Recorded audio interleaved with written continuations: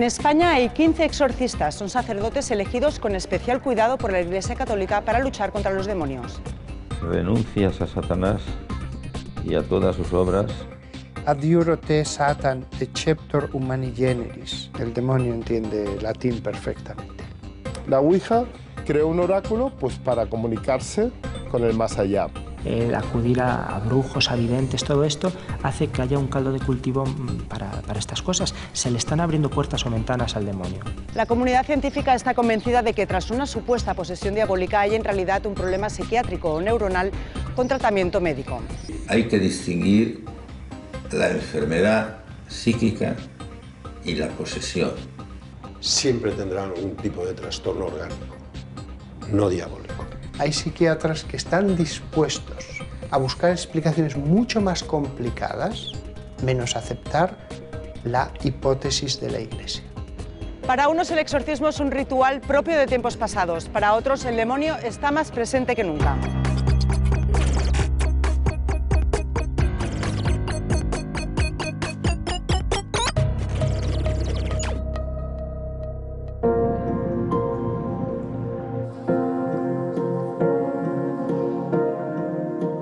Estamos en los juzgados de Burgos. El sacerdote Jesús Hernández Sagún abandona la audiencia tras declarar durante una hora. Es la primera vez que un juez sienta en el banquillo a un sacerdote por practicar un exorcismo. No hay ninguna declaración que hacer. La ley obliga a la discreción. Todo empezó en este convento de Valladolid. Una niña de 14 años acudió con sus padres a esta iglesia para ser liberada del demonio. La niña padecía anorexia y ataques de ansiedad. Incluso intentó suicidarse. Su familia, de gran fervor religioso, interpretó su estado como una posesión diabólica. El sacerdote le practicó al menos 13 exorcismos.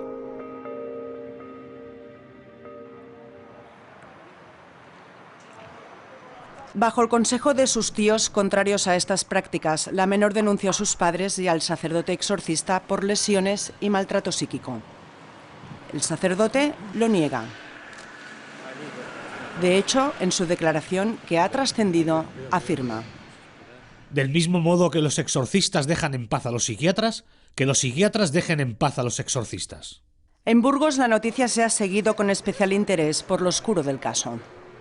Porque hay un conflicto familiar de fondo, hay unos tíos enfrentados a los padres de la niña, hay una niña que cambia de versiones, que tampoco era muy estable antes de que ocurriera todo esto, parece. Parece también que las secuelas psicológicas son un tanto dudosas, que pudieran ser anteriores, con lo cual, claro, es muy difícil saber lo que pasa. Finalmente es una cuestión de valoración del juez, salvo que aparezcan pruebas muy claras de que efectivamente tiene un daño. Si se comprueba que efectivamente hubo daño, que la ceremonia del exorcismo, que está arreglada y que está regulada por el Vaticano, tiene o puede conllevar algún tipo de daño, algún tipo de riesgo para la persona exorcizada, sí que podría ser que siente un precedente y que incluso se piense en regular en un futuro. Elementos incriminatorios. A pesar de lo hermético del caso, Report ha conseguido hablar con el abogado de la acusación, presente durante la declaración del sacerdote.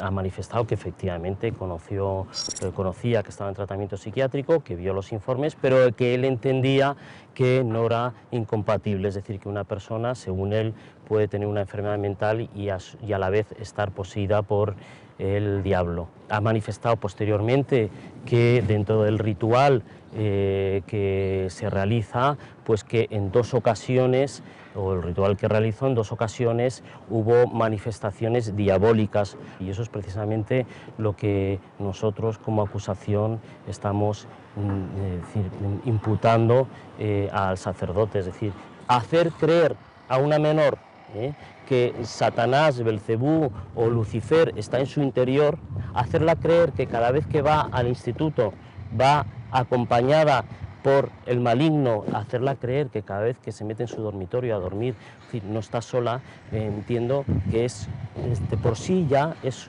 un maltrato y es un trato degradante y que ejerce una influencia negativa en la psique de esa persona.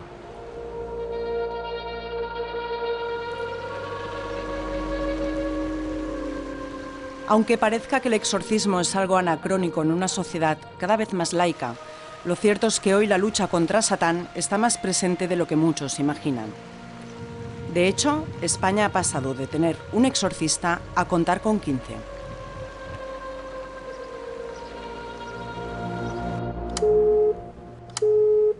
Ha llamado usted al convento de Santa Catalina Virgen y Mártir. Si desea saber el horario de misas, pulse 2. Si desea pedir hora para contactar con el padre exorcista, pulse 3. Basta una simple llamada telefónica para solicitar un exorcismo del padre Gallego. El único exorcista que hay en Barcelona recibe una media de 6 personas al día. Yo normalmente recibo a 3 personas por la mañana. Una puede durar media hora, puede durar 2 horas, o sea que depende. Y aquí tampoco no hay un término que dice a media hora viene y toca la campana y al siguiente no. O sea, aquí sí hay que volver otro día.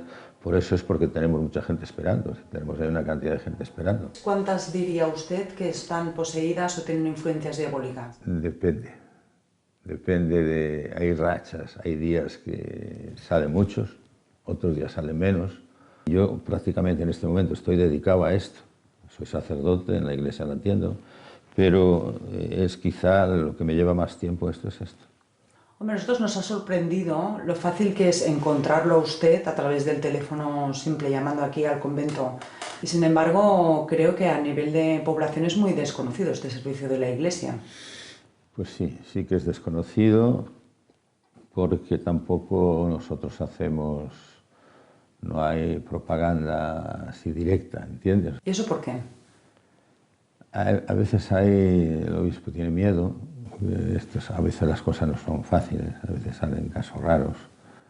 Y luego también eso de que te digan que tú crees en el demonio y cosas de esas, pues también hay cosas muy extrañas. Este es el ritual del exorcismo. Estola, ¿saben lo que es una estola? Es diríamos, el distintivo del sacerdote, por decir de alguna manera. Tengo aquí agua, está bendecida, la bendigo para cada caso, pero ya está bendecida. Luego está el crucifijo y luego tengo aquí también algo que es una tradición de la iglesia, sal. ¿Cómo? ¿Sal? Sal, la bendigo. Esto lo pones aquí. Hay gente que pierde el conocimiento, cae. Entonces hay que tener cuidado cuando ya ves que alguna persona de esta tiene tendencia a eso. Yo entonces ya les empiezo diciendo que se tumben, que estén ahí en la colchoneta y yo sigo ahí sentado. Renuncias a Satanás y tiene que afirmar. Si no afirma yo no sigo. ¿Y alguna vez le han dicho que no? No, nadie. Al que viene a hacer el exorcismo, que realmente él proclame que cree en Jesucristo, que cree en la vida cristiana, etcétera, etcétera. O sea, ¿usted le desgasta físicamente un exorcismo? Mucho. Y de hecho, si está fastidiado y esto era medio gas, es porque eso fue en el fondo, es que si empiezo yo a las 10 y estoy hasta la 1:30 o más, sin parar. Este es el nombramiento, primero. ¿Usted le sorprendió cuando le nombraron exorcista? Pues me entró un miedo terrible, porque yo no había pensado ni remotamente. Y cuando salí, miraba para atrás, viendo había demonios en todas partes. ¿Cómo diagnostica usted, si se puede decir la palabra diagnosticar, a una persona si está poseída o no por el diablo? Yo certeza total no la he tenido nunca. Nunca. El catecismo de la Iglesia Católica dice que hay que distinguir la enfermedad psíquica y la posesión, que son dos cosas. Y lo primero que tiene una de la labor del exorcista es precisamente intentar separar las dos, que no se pueden separar nunca, porque la enfermedad psíquica influye en el otro y el otro influye también un poco ahí. Tienes que tener en cuenta que no sabes si verdaderamente hay o no, ¿entiendes? Porque algunas veces da la sensación de que no hay nada, a veces algunos tienen gestos muy raros, que gritan, que incluso amenazan y cosas de estas. Igual que no puede certificar que una persona está poseída por el diablo, ¿certificar que está liberada? No, puedes más que certificar, yo no certifico nunca, digo, parece ser que esta persona todos los síntomas raros que tenía ahora no los tiene.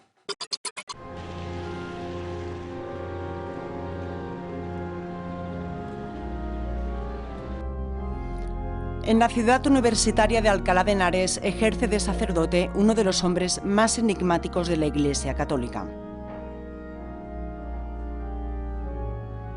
El padre Fortea se prepara para una misa de rutina, alejado de la lucha contra los demonios. Tiempo atrás fue el único exorcista de España. Asegura haber liberado de Satanás a decenas de personas supuestamente poseídas.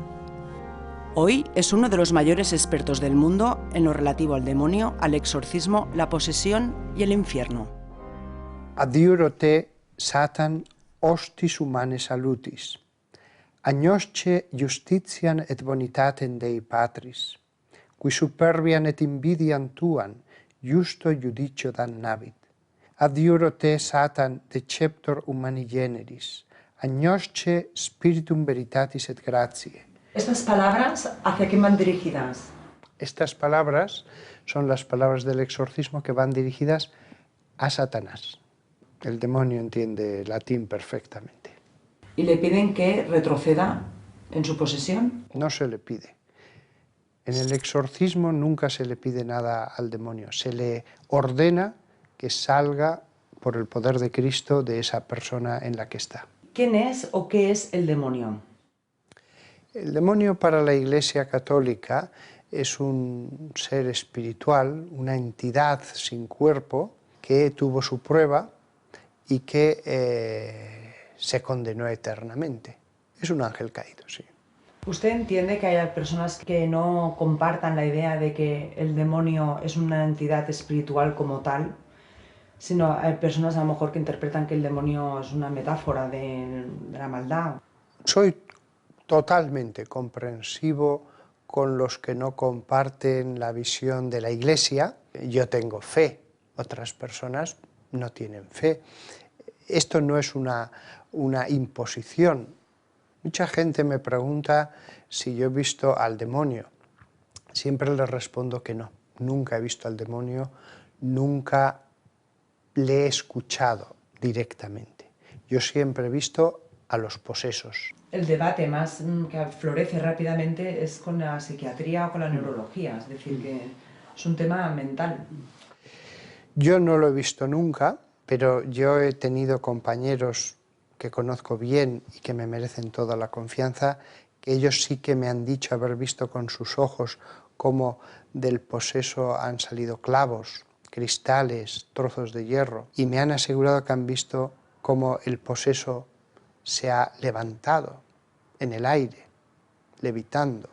Cuando hay cosas de ese tipo, hay psiquiatras que están dispuestos a buscar explicaciones mucho más complicadas, y allí sí que sin ninguna base científica, para explicar eso, sea por ondas cerebrales, por poderes de la mente, es decir, cualquier cosa, por improbable, retorcida e irrazonable que fuera, con tal de no aceptar la explicación más plausible. Esto parece un demonio, actúa como un demonio y ha salido en un exorcismo. Si el exorcismo tiene un enemigo, es la neuropsiquiatría. Esteban García Alvea es conocido por dar explicación científica a uno de los grandes misterios de la Iglesia Católica. Descubrió que tras los éxtasis de Santa Teresa de Ávila, lo que se escondían eran ataques epilépticos. Los éxtasis generalmente ocurrían sin saber por qué, ocurrían en cualquier lugar, cuando Dios quiere, y se iniciaban por una luz. Después viene una sensación ya de placer, una especie de dejadez, en que casi no puede moverse, se hace ajena a todo lo que está alrededor suyo y en esa situación emergen las alucinaciones. Que los éxtasis eran formas de epilepsia, eso es la novedad de mi trabajo. Hombre, esto si acaso desacraliza un poco a la santa, sin embargo la humaniza. Es decir, aquellas cosas que le pasaban resulta que tienen una causa natural. ¿Cuántas veces muchos de estos pacientes que van a practicarse un exorcismo en el fondo tendrán una enfermedad neurológica? Pues siempre. Siempre tendrán algún tipo de trastorno orgánico, no diabólico. Hoy día la explicación sobrenatural, ya digo que no es aceptable dentro de la dinámica médica. O sea, no se puede entender que una persona tenga una posesión diabólica. El diablo formó parte de una cultura precientífica en la cual pues había que explicar el mal, había que, todas estas cosas a través de interpretaciones religiosas. Claro, eso ya ha pasado. Afortunadamente eso ya ha pasado. Ahora pues las explicaciones hay que buscarlas en el cerebro.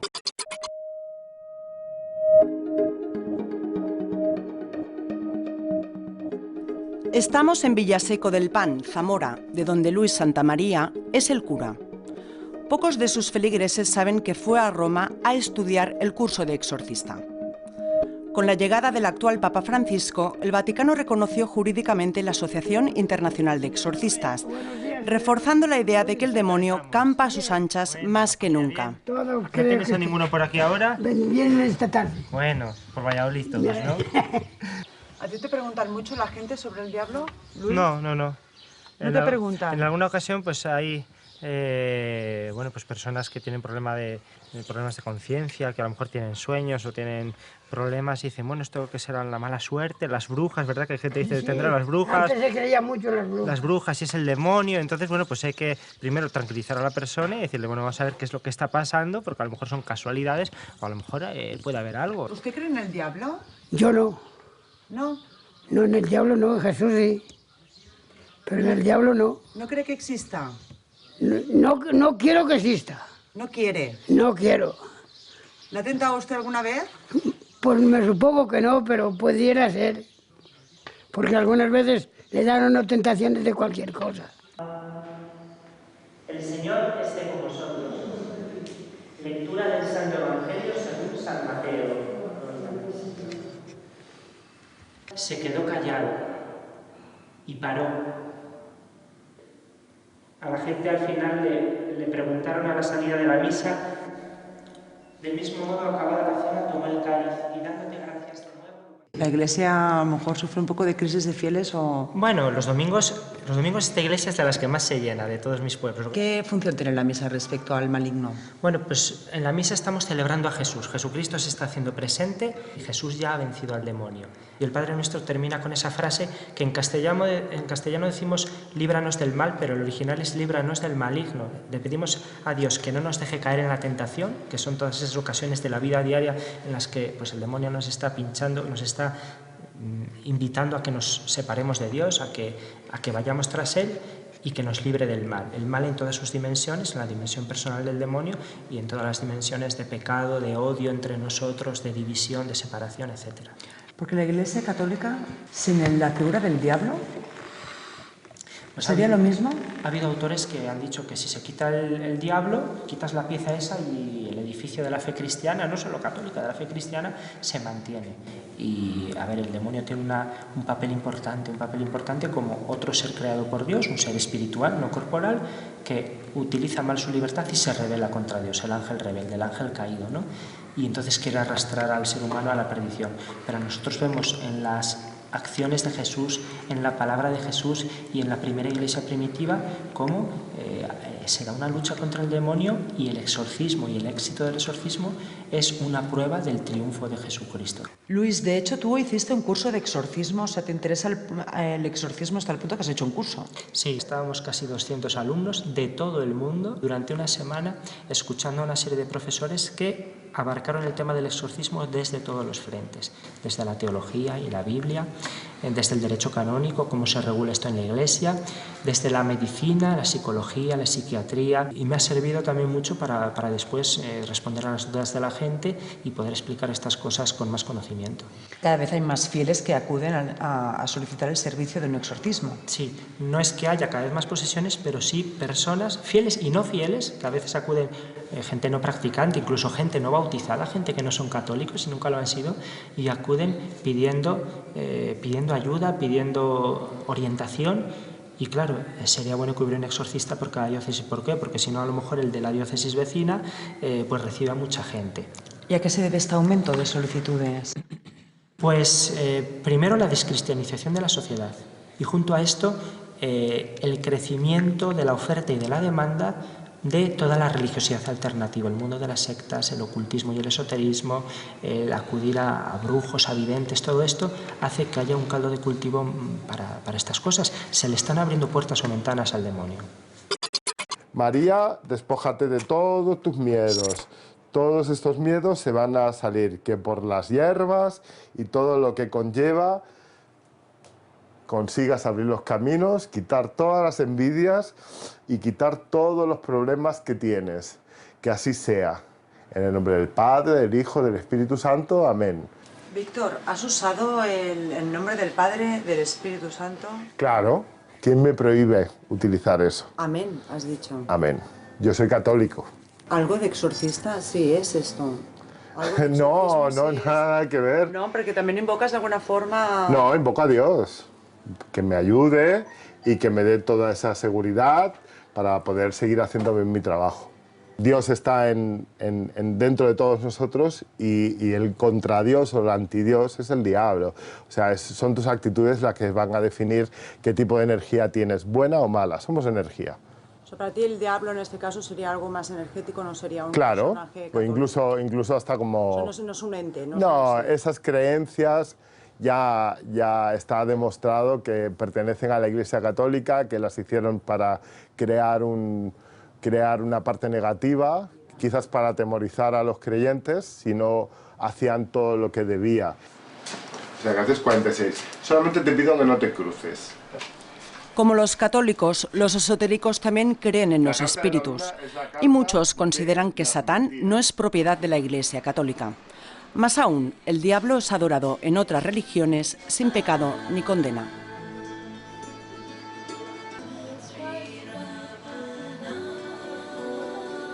Son religiones africanas.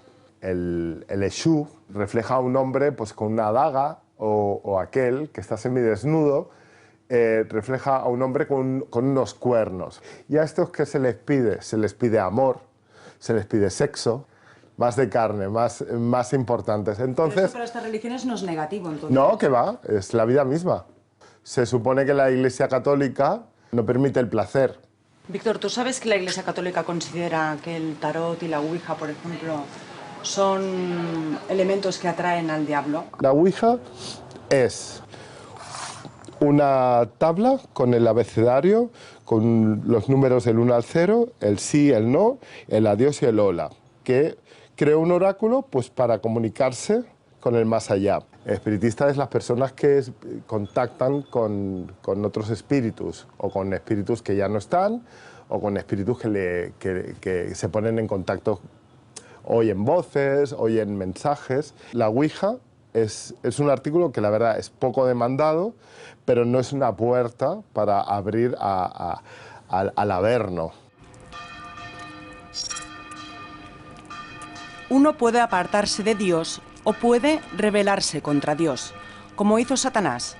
Los partidarios de la desobediencia son los satanistas. Para la Iglesia Católica, ellos son el peor de los demonios. Miguel, tú eres satanista. Sí. ¿Tú eres consciente de la reacción que provoca esta palabra, satanista, sí, claro, en la gente? Bueno, lo que tengo que hacer muchas veces es quitar ideas preconcebidas que existen sobre el tema. Un satanista no es un adorador del diablo en el sentido de una alternativa a Dios, no es un Dios negativo. Satán es un símbolo de unas fuerzas que están dentro de nosotros mismos, de las fuerzas de rebeldía, ¿no?, que el ser humano siempre ha tenido a lo largo de su vida, que nace con ellas y que normalmente son aplastadas según se va formando dentro de una cultura determinada y sobre todo de una religión determinada, ¿no?, que suele decirle que es imposible que viva la vida que realmente desea vivir, ¿no? Sin embargo, tú tienes un blog en el que también hay una simbología. Sí, claro, ahí en el blog, en el Baile del Espíritu, ¿no?, intento un poco pues, asumir esa, por decirlo así, iconografía, ¿no?, del mundo satánico, precisamente como una forma pues, de reivindicar que no hay que tener esos miedos, ¿no?, que nos han inculcado. Nos sentimos pues, herederos, ¿no?, del mundo de las brujas, de los hechiceros, de todos los paganos, ¿no?, que han sido perseguidos por las iglesias y las religiones. Nosotros los reivindicamos como personas que en el fondo fueron luchadores, ¿no? ¿Es posible que la Iglesia te quisiera exorcizar? Estarías como poseído por este Sí, Satán. de hecho la Iglesia ha perseguido estas ideas desde siempre, ¿no? En un tiempo pues nos mandaba a la hoguera, evidentemente, ¿no? Nos torturaba con aparatos que inventaba y tal para este tipo de cosas, y luego normalmente asesinaba a las personas que pensaban así. Esto de las posesiones diabólicas creo que es uno de los capítulos de esta serie de montajes, ¿no?, que la Iglesia Católica ha creado para intentar mantener su propio poder, ¿no? Anton LaVey, uno de los fundadores del satanismo moderno, decía que el diablo había sido el mejor aliado que la Iglesia había tenido nunca, porque le había mantenido en el negocio a los curas durante todos estos años.